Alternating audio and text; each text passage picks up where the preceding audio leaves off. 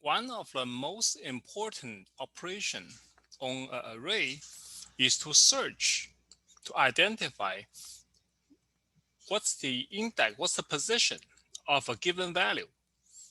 We have done similar things to string before, like if we're providing a string hello world, where is the character D located at?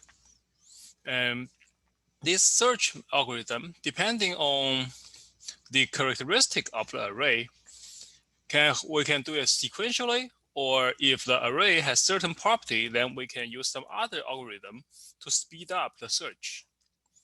The sequential search algorithm, apparently, like the name suggests,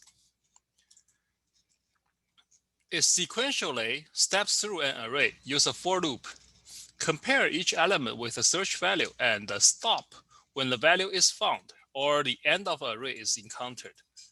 In the latter case, usually it will return some value indicating that the value is not in the array.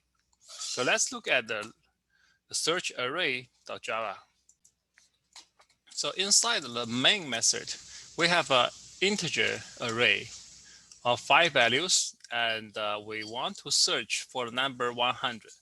Then you can see that if results equals to -1, apparently the array's index cannot be minus, right? So a -1 in the result will indicate that the value is not found.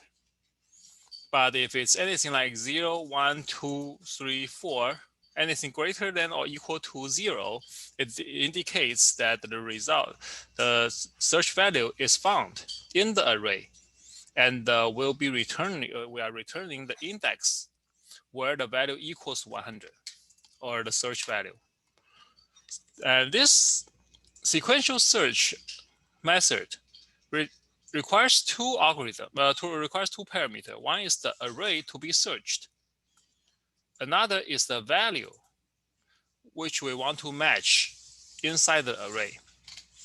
And it's actually pretty simple. While array found, not found, then and index less than array, then we will keep on doing comparison. Whenever comparison match, we will set the found to true, which will in the loop help us break out of the loop. And also we will assign the index to the element. So this is how sequential search can be done. Now, this while loop can have many different control structures. For example, if you do not use a found, you can also use a break. Let me use an example.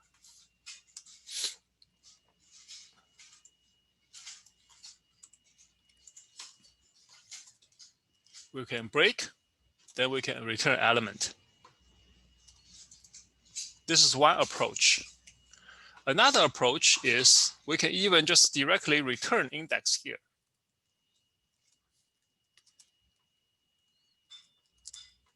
Instead of return -1 here. And here we can in fact says return -1, because the fact that we come to this point means we are not returning within the loop.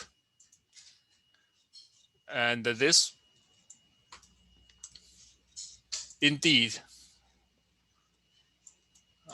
we don't need this anymore. Indeed becomes a for loop. You can even write a for loop because we have index equal to 0, index plus, and the index less than array length, right? This is actually a for loop now.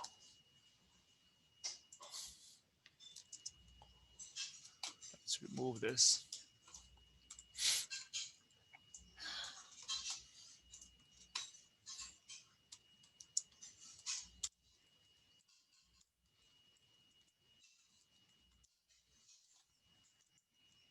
Index plus.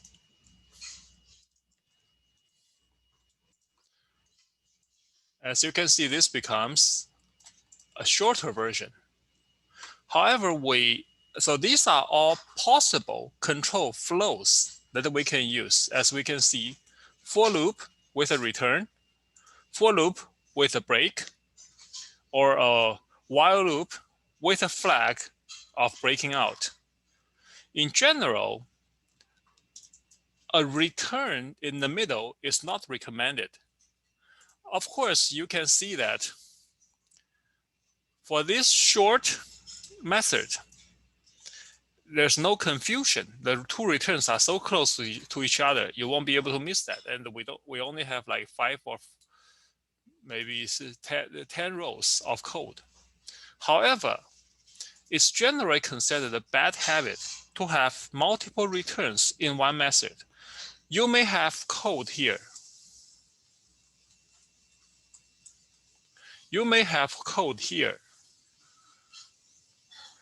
And this code can get really long. So when you have a long code, let's say you cannot see one return in one, you cannot see both return in one glance. You have to scroll your code to check. And all these are code. It's very easy to lose track of where you have all the returns. For this reason, it's generally not recommended using this multiple return unless your method is really simple. We actually use multiple returns before when we do our recursive calculation, when we calculate Fibonacci series or factorials. But that was because those methods those mathematical questions are very well defined and very well known. And the code itself were very simple. For more complex questions, you should avoid having multiple returns. Instead, everywhere you should have some flag, like the Boolean found equals to something, like found equals to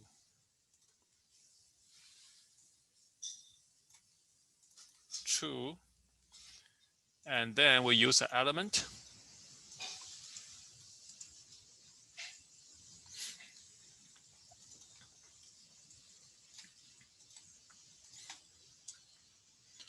Equals to index. Now the question becomes, do you want a break? If you use a break, you don't need to use that. You don't need to use that font as a flag, right? This is possible to use a break, but again, break is similar to return. It will cause different. It will cause like unexpected control flow. But break does have its advantage in that it's in certain looping systems, in certain looping situations, it's clearer to use break to go out of the logic.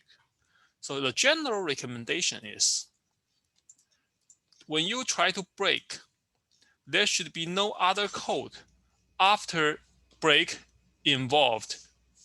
So if you have a lot of things here,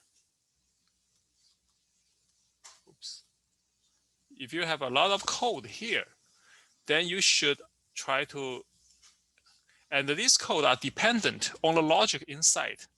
You should avoid break. Rather, you should use a found flag.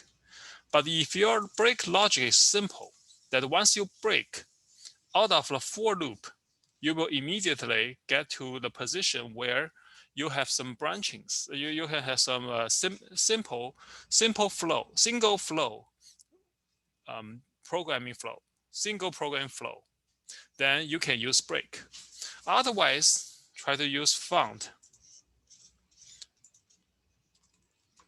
Found and you can see that we are using a for instead of a while. That's perfectly fine too. These are the different looping logic that you can use. And the reason, excuse me, the reason I use a for loop is also because there's also a possibility that you may want to check when there are multiple occurrence. What if I have two 100? Are you going to just look for the first one, or are you going to look for the last one? Or you want both? Both are possible, and both will require some modification to the code. We will leave this to our lab and assignment.